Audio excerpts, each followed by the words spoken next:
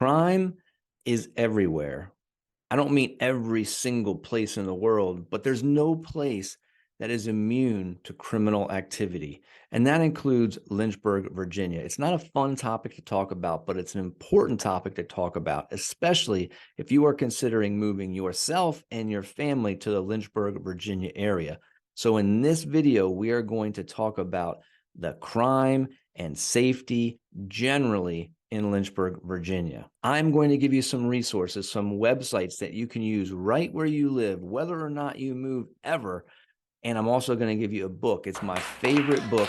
I recommend it. I've even given it away to some people when we're talking about how to be safe, how to be more aware. I love this book. We're going to talk about that real soon coming up, and then I'm going to give you more of the details at the end. But I am going to have a link for that book in the description of this video. So take a look there for a bunch of links that we're going to talk about, for websites and for the book itself. One thing you can do to learn about how safe it feels, how safe it actually is in Lynchburg, Virginia, or anywhere you might be considering moving, is talk to people. Now, I know it might not be easy, but if you know people who live in Lynchburg, Virginia now, or who travel here, who visit here, maybe they have children who are students in the different universities and colleges around, talk to them. Maybe you might jump on Facebook and get onto a community group in Facebook, or even a university or college group on Facebook where you can read what people are saying and what's going on. Now, listen,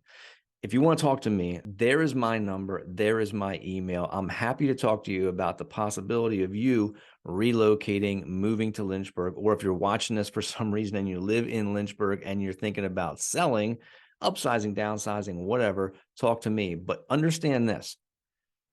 Don't just talk to one person and then lock in to an opinion of any given place, because we all have different experiences and we have different opinions and we have different information that's out there. Now, look, I come from a law enforcement background. That doesn't mean I'm an expert on all things crime, and I'm certainly not an expert on all things Virginia or all things Lynchburg for that matter.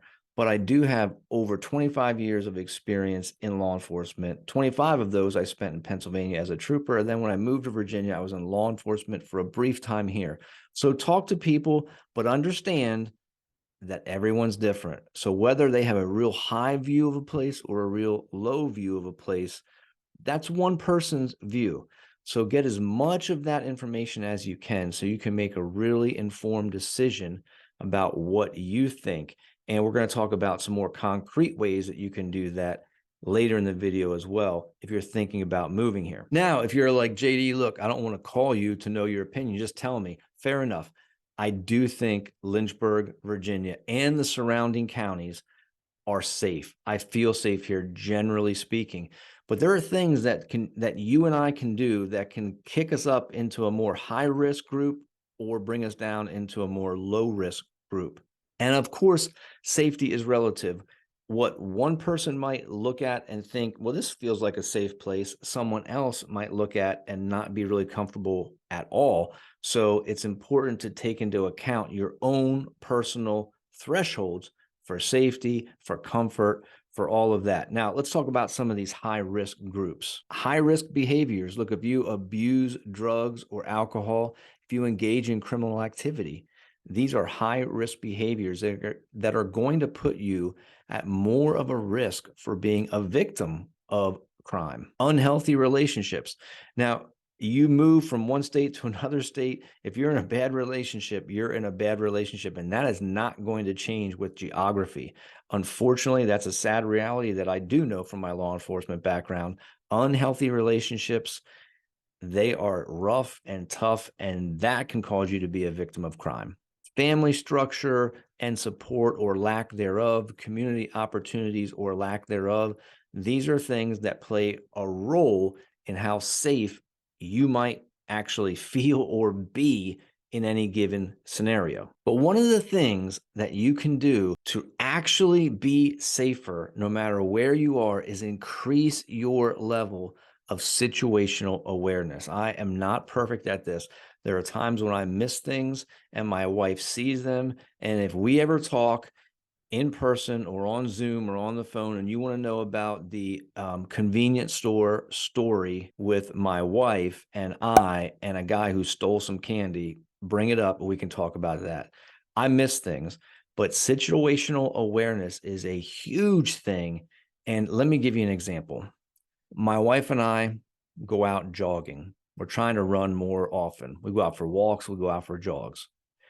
When we're jogging and we hear a dog bark, it immediately catches our attention. Now, there's a difference between a dog like this barking and a dog like this barking. And you can hear the difference in the bark.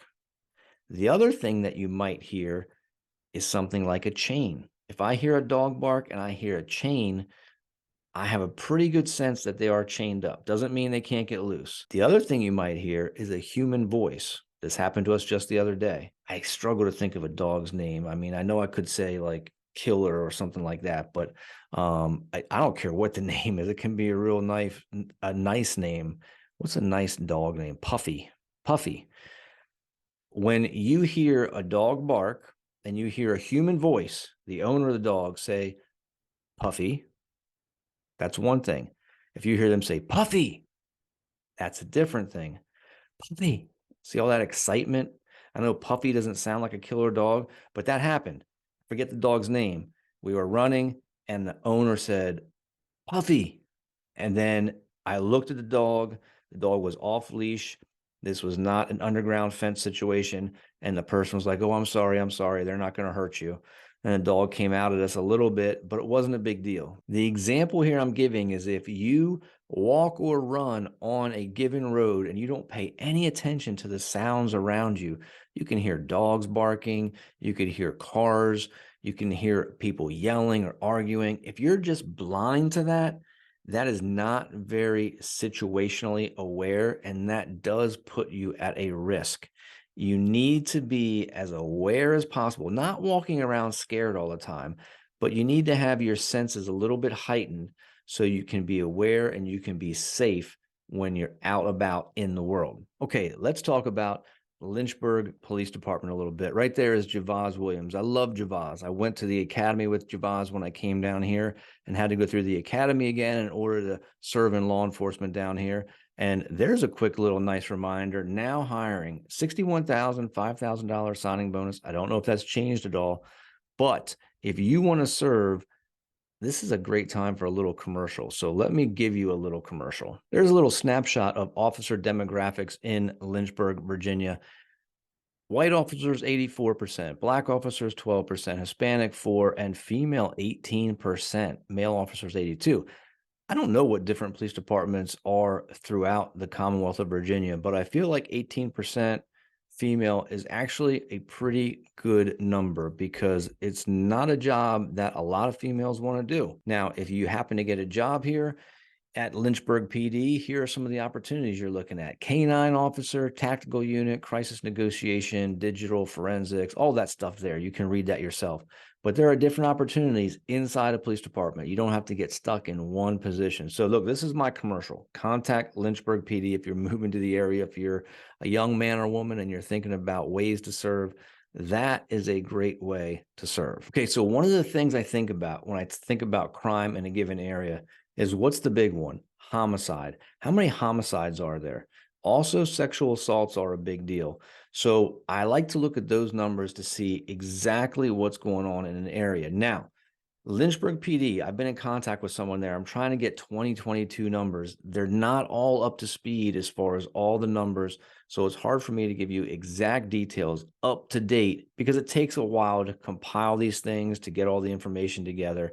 There is a 2021 report that was done. I don't have the 2022 report yet, but let's take a look at that 2021 report. This is what the report looks like, and it has a little letter from the chief there. You can see his introduction of himself, gives you some information about the department. But take a look at this right here.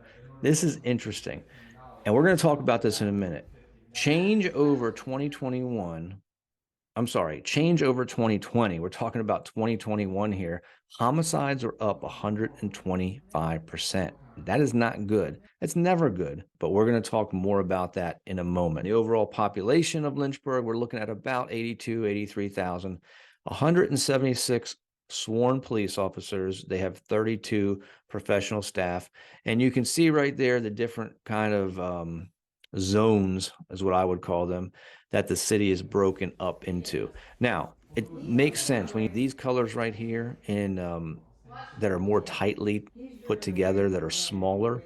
So you're looking at more of the downtown, highly populated center of the city. As you go out, you're going to have less dense population in those other areas. So that's why the zones are going to be bigger. Now, do remember, I'm going to have links for you for a few different websites where you can look up crime data and general information in the video description. But let's take a look next at some historical data, and we're going to come back to this homicide rate. Look right here. This is a 10-year historical data from 2010 to 2020. But I want to bring your attention to this murder, non-negligent manslaughter column right there. If you look at that, you can see the numbers going across the board from 2010 to 2020. But take a look at the end here. 2021, remember, was a 125% increase over 2020. Well, 2020, we had 4 homicides. Again, no homicides are good, but 2021, we had 9. That's not good either. 2022, have a little discrepancy in the numbers. I count 7, depending on what you're classifying things as. I was also given the number 6. Someone at the department's been helping me out, and it's been pretty good, but we can't lock down certain numbers or certain areas. I'm going to show you that next. Right, I hope some of this is helping you. When you take a look at this map right here, this is what I got as far as 2022 data. And the red areas are homicides. The gray areas are violent sexual offenses. So when you see a darker red area, that is where different incidents happened closer together. That shows the intensity of the area if there was more than one incident in that area. And you look at some of these outer areas like Boonesboro Road and over to the far east and even down to a little bit to the southwest, you don't see as much red or gray. These are areas where you can see not the exact location, but the general location of some very serious, the most serious criminal activity there is: criminal homicide and violent sexual assaults. So they don't give us the exact street, but you can get a good idea of the area. Hey, it's me interrupting me from a hotel room. Here's a little trick with Google. Any place you want to go visit, maybe you're going to get an Airbnb or you're thinking about moving, type in the city, type in a day or a month, and type in a word like shooting, homicide, assault. See what pops up in the news feed. Now, you're not going to get an exact address, but normally you'll get the 1500 block of Help Street or the 700 block of Help Street. So if you see a lot of activity on Help Street, run Google searches and see what the news pops up. A lot of negative stories on Help Street. You might not want to live there or stay there. All right, let's talk about another resource that you have. Anything like this Cititistics. This is going to give you some information about Lynchburg and criminal activity. And it's interesting to me that you can see here the total crime in Lynchburg is lower than the national average, but it's a little bit higher than the state average. That is a great point. Crime rates can vary greatly from one area to another. Even a couple streets here or there, unfortunately, can make a big difference.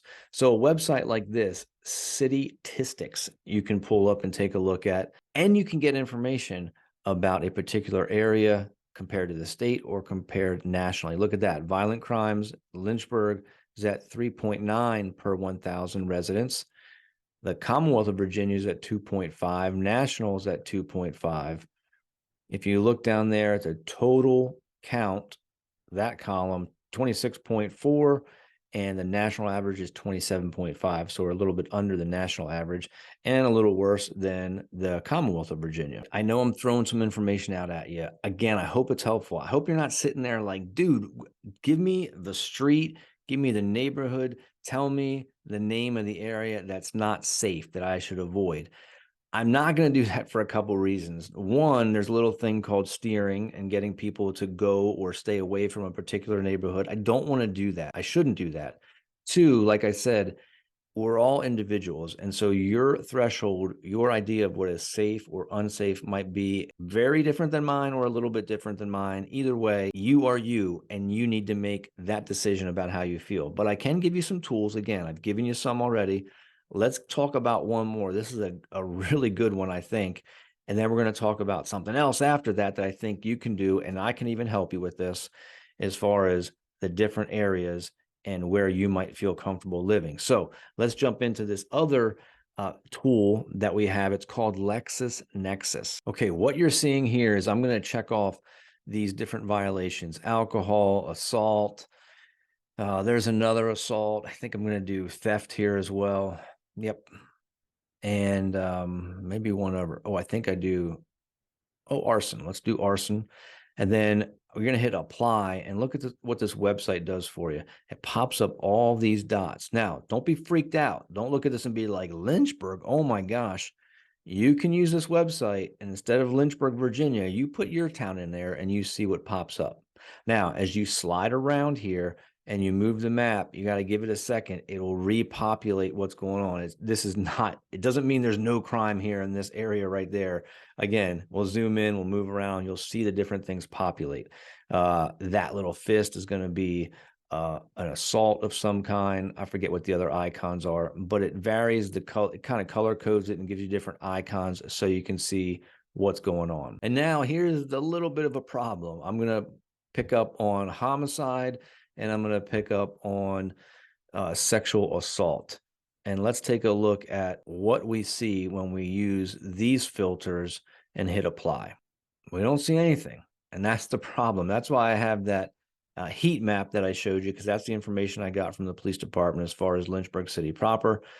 This doesn't show up anywhere, and I don't exactly know why. I'm still working on that, still trying to understand why we can't see homicide and sexual assault incidents on that Lexus Nexus map. But again, that link is in the video description. You can pull that up. You can type in your town, see what pops up. I don't want you to just look at that, all those little dots all over, and be totally freaked out. I don't want you to feel that way.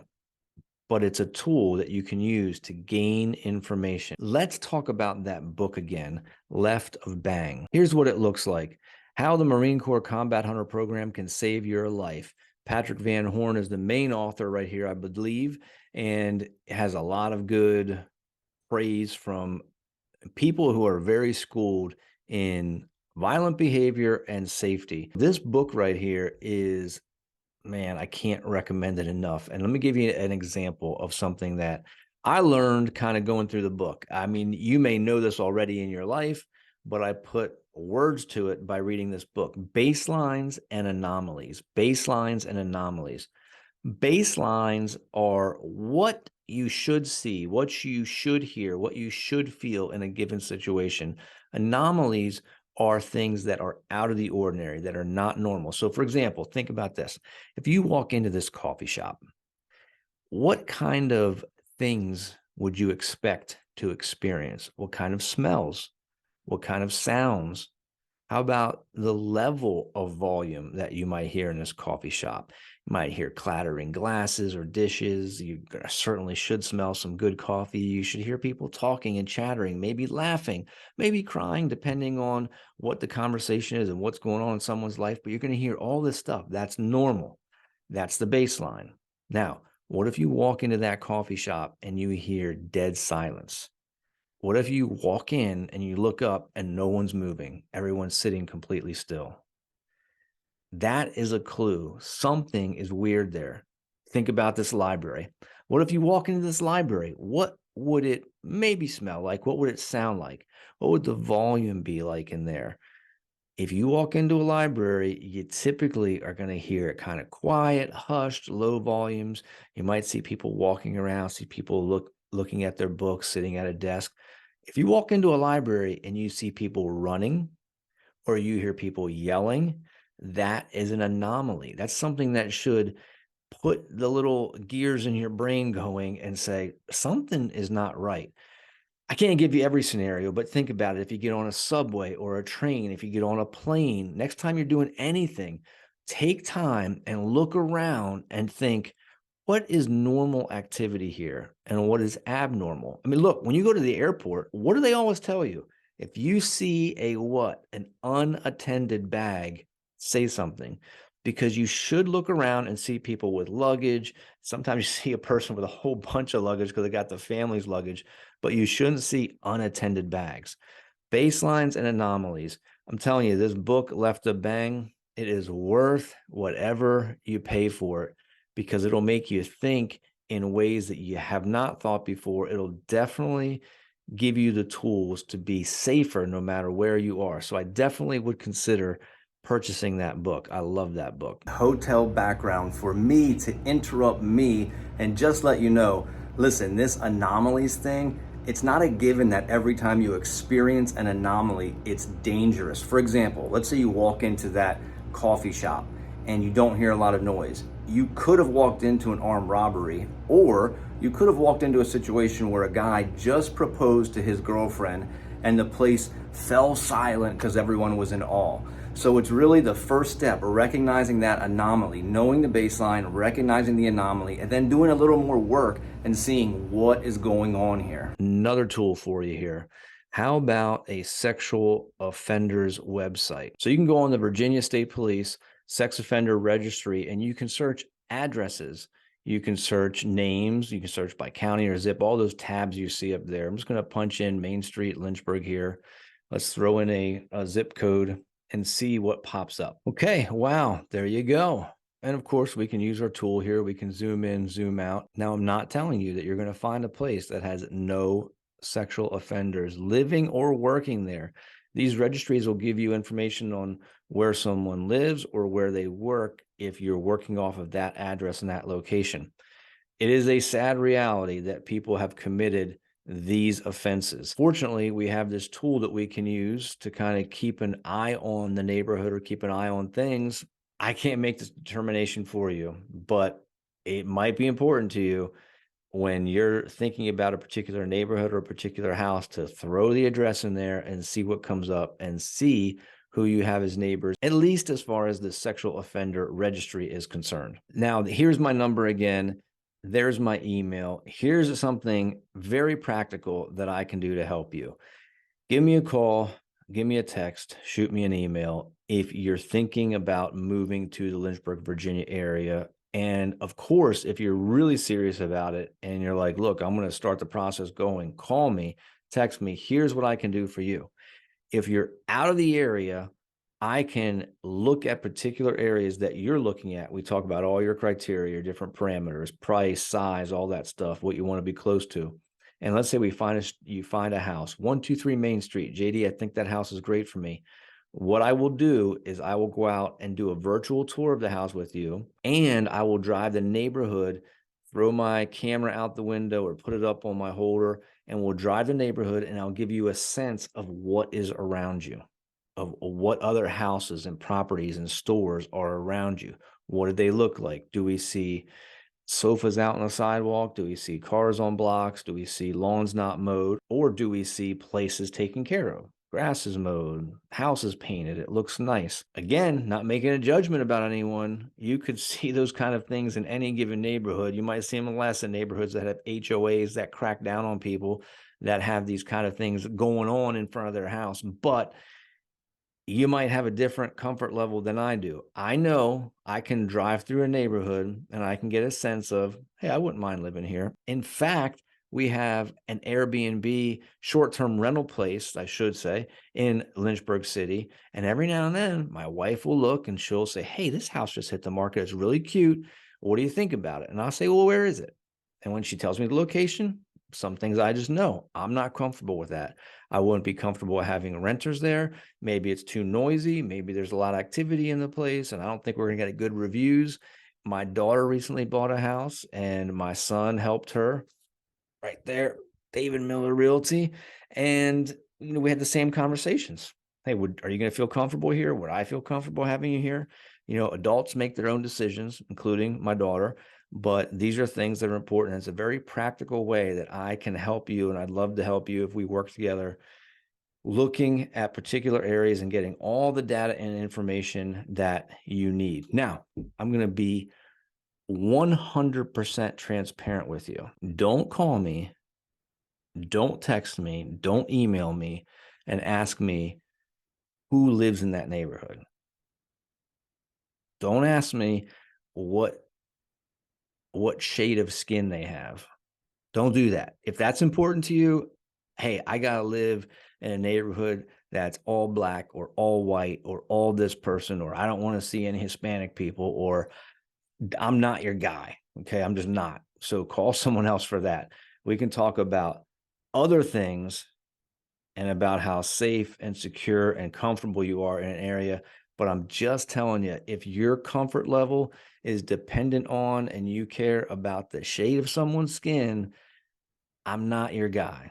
Okay. Because you can look at other videos where you see this. My family has all different shades, and I've helped people of all different shades and all different backgrounds and all different theologies and maybe no theology. I'll help anyone. But, if you're like, I don't want to live where there are no Christians, I'm not going to help you. I don't know how we can look at someone and tell whether they're a Christian or not. But if you say, I don't want to live somewhere where there are a bunch of different people that don't look like me, I'm just not your guy. I mean, there may be someone out there for you that'll do that. I don't mean to be offensive in any way to you, but I'm not your guy for that. So come and visit, see the place yourself. But if you can't do that, put me to work for you and let me do that for you. Now, here is one cool thing that you should know. If you do come here and you do all your research and you end up buying a place in the city, Lynchburg PD even does threat assessments. It says on their website, I'm going to drop that link in the description of the video. It says they'll come out and do businesses and even residences. So if you have a residence, you have a house, and you're like, hey, LPD, will you come out and do a threat assessment, security assessment, I should say, on my house? They even look at things like, how many bushes do you have around the window? Are they too tall, or can people hide behind there and they can break in without someone seeing it? What kind of lighting you have, all that kind of stuff. Is Lynchburg safe? I do think it is. Are there areas that are less safe than others? Yes. Yes, there are.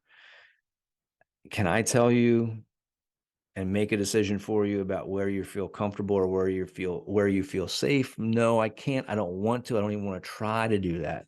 But I will be as helpful as I can, giving you information, giving you tools like these websites, and even driving neighborhoods for you. I would love to help you. There is my number. There is my email. Again, reach out to me, give me a call. Hey, if you are watching this video and you live in Lynchburg, I don't care what your opinion is. You may agree with me, you may not agree with me. I do ask that you be nice. I mean, it's not hard to be nice, but drop a comment and tell us, what do you think about Lynchburg? What do you like about it? What don't you like about it? But, specifically as far as crime and safety, do you feel safe here? Is it better or worse than where you come from? Again, it's all relative. Where you live, big city, small city, rural, it's all relative as far as how safe someone feels. And unfortunately, we can't avoid crime altogether, but we can do our best. Grab that book, go to your library, get Left of Bang or buy it and read it, and put yourself in a better position to be safe. Hey, until next time, I will see you. It's me, JD. Be safe and stay safe. See ya.